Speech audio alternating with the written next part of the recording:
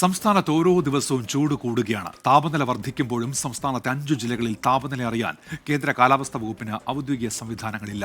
സ്ഥിരം സംവിധാനത്തിലുള്ള ശ്രമങ്ങൾ തുടരുന്നുവെന്നാണ് കാലാവസ്ഥാ വകുപ്പിന്റെ വിശദീകരണം.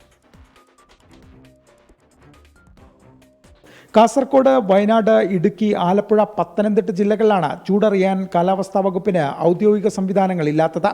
ഈ ജില്ലകളിൽ IMDയുടെ ഓട്ടോമാറ്റിക് വെതർ സ്റ്റേഷനുകൾ സ്ഥാപിച്ചിട്ടുണ്ടെങ്കിലും അതിൽ നിന്നും ലഭിക്കുന്ന വിവരങ്ങൾ ഔദ്യോഗികമായി പരിഗണിക്കാറില്ല. ഒപ്പം ഇതിൽ പല സ്റ്റേഷനുകളും നിലവിൽ പ്രവർത്തനക്ഷമമെന്ന ആക്ഷേപവുമുണ്ട്. കഴിഞ്ഞ വർഷം സംസ്ഥാനത്ത് രാജ്യത്തെ തന്നെ റെക്കോർഡ് താപനിലയാണ് പല പ്രദേശങ്ങളിലും രേഖപ്പെടുത്തിയത്. സംസ്ഥാനത്ത് പകൽ താപനില വർദ്ധിക്കുമ്പോൾ ചൂടളക്കാൻ വേണ്ടത്ര സംവിധാനങ്ങളില്ലാത്തത് കാലാവസ്ഥാ മുന്നറിയിപ്പുകളെ ബാധിക്കാൻ സാധ്യത കൂടുതലാണ്. കേന്ദ്ര കാലാവസ്ഥാ വകുപ്പിന്റെ തിരുവനന്തപുരം കേന്ദ്രത്തിന് കീഴിൽ 15 നിരീക്ഷണ കേന്ദ്രങ്ങളിൽ താപനില വിവരങ്ങൾ സംബന്ധിച്ച വിവരങ്ങൾ നിലവിൽ ശേഖരിക്കുന്നുണ്ട്. ഇതിൽ 3 കേരളത്തിന് പുറത്ത് ലക്ഷദ്വീപിലാണ്. AB ജയശങ്കർ, 24, പത്തനംതിട്ട.